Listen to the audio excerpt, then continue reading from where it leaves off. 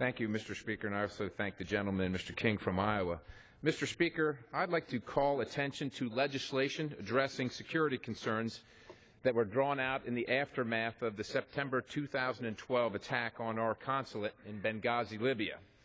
As you know, terrorist attacks carried out that year took the lives needlessly of 4 brave Americans.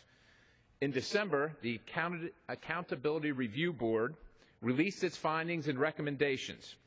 This board found that prior to the Benghazi attacks, some senior State Department officials demonstrated, as they coined it, a serious lack of management and leadership ability. That contributed to the inadequate security posture at the consulate. Now, while this board can recommend disciplinary action against State Department employees who are found to breach a duty, they also concluded that poor performance in the course of one's employment does not amount to such a breach of duty, which I find fascinating and completely unacceptable.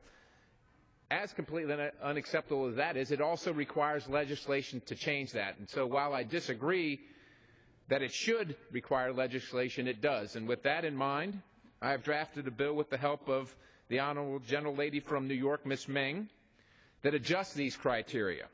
With this legislation, if the board finds that a State Department employee's unsatisfactory performance or misconduct has significantly contributed to a security incident, the board can recommend that the employee be disciplined appropriately.